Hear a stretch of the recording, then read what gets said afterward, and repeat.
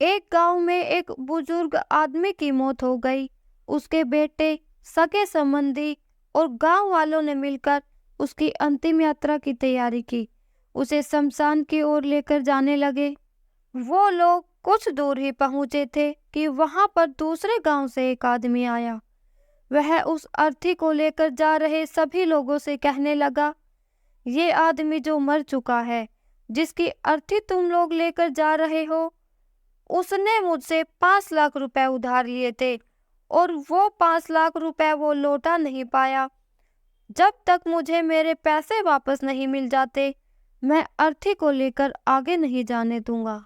मृत व्यक्ति के बेटों ने उस आदमी से कहा कि पिताजी ने इस कर्जे के बारे में हमसे कभी जिक्र नहीं किया, इसलिए हम तो यह कर्जा नहीं देंगे। जब बेटों ने ही मना कर दिया तो उस मृत व्यक्ति के भाइयों ने भी कह दिया, हमें भी इस बारे में कुछ नहीं पता। जब बेटे ही मना कर रहे हैं तो हम भी इस कर्जे की जिम्मेदारी क्यों लें। शमशान यात्रा में शामिल कोई भी आदमी पैसे देने के लिए राजी नहीं हुआ। कर्जा मांग रहे आदमी ने फिर से कहा, जब तक मेरे पैसे देने के लिए कोई राजी नहीं होता, मैं इस अर्थी को भी आगे ले जाने नहीं दूंगा। धीरे धीरे ये बात उसके घर की औरतों तक पहुंची। मरे हुए आदमी की एक बेटी भी थी।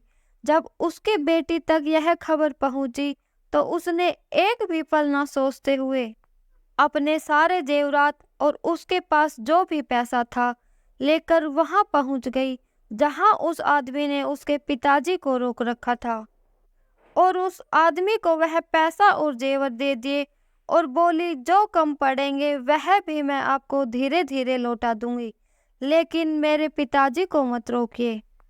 इस घटना को देखकर सारे गांव वाले दंग थे। जिस कर्ज को देने से बेटे और भाइयों ने मना कर दिया है, उस कर्ज को बेटी चुका रही है।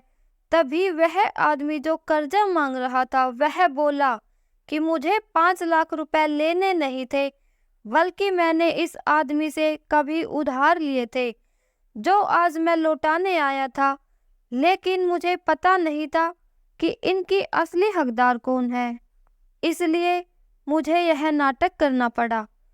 अब मुझे पता चल गया, इनका अपना ना इनके बेटे हैं ना इनके भाई, इनकी असली और सच्ची औलाद इनकी बेटी है, जो बिना सोचे समझे अपने पिता का कर्ज चुकाने आई है। इसलिए यह सारे पैसे मैं इसे देकर अपने कर्जे से मुक्त हो जाऊंगा। इतना सब होने के बाद उसके बेटों और भाइयों के सर शर्म से झुक गए।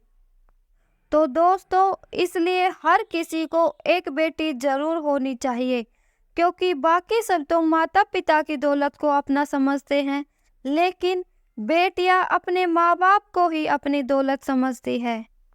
अगर ये वीडियो आपको पसंद आए तो इसे लाइक, सब्सक्राइब और दोस्तों के साथ शेयर करें। धन्यवाद।